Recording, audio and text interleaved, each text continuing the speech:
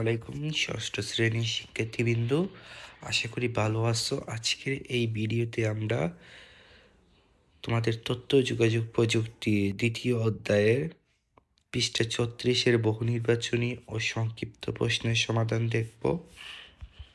প্রথমে বহু নির্বাচনী প্রশ্ন ১, বর্তমানে সবচেয়ে গুরুত্বপূর্ণ তারবিহীন যোগাযোগ মাধ্যম কোনটি?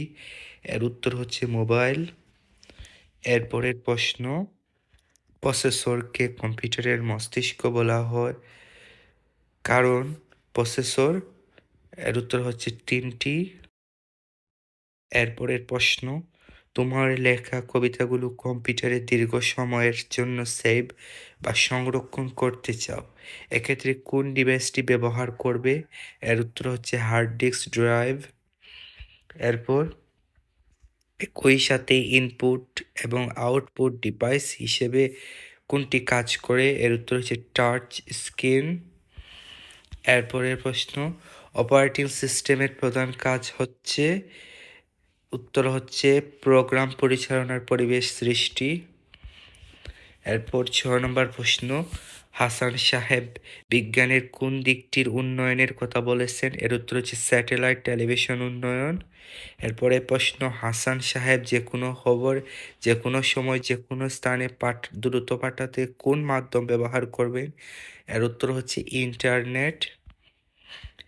এরপর সংক্ষিপ্ত প্রশ্নে চলে আসি। অনেকের অনুরোধে আমি এই সংক্ষিপ্ত প্রশ্নগুলো 2 লাইনে লেখার চেষ্টা করেছি। 1 নম্বর, স্যাটেলাইট কিভাবে তথ্য আদান প্রদান করে? উত্তর, স্যাটেলাইট রেডিও তরঙ্গের মাধ্যমে পৃথিবীর এক স্থান থেকে অন্য স্থানে তথ্য আদান প্রদান করে। এটি গ্রাউন্ড স্টেশন থেকে সংকেত গ্রহণ করে আবার অন্য স্থানে পাঠিয়ে দেয়। 2 নম্বর প্রশ্ন, অপটিক্যাল ফাইবার কি? উত্তর, অপটিক্যাল ফাইবার হলো কাঁচ বা প্লাস্টিকের তৈরি একটি বিশেষ তার যার মাধ্যমে আলোর সাহায্যে তথ্য খুব দ্রুত প্রেরণ করা যায়। এটি দীর্ঘ দূরত্বে তথ্য পাঠাতে বেশি ব্যবহৃত হয়। এরপর 3 নম্বর প্রশ্ন, টাচ স্ক্রিনে একই সাথে ইনপুট ও আউটপুট ডিভাইস বলা যাবে কেন?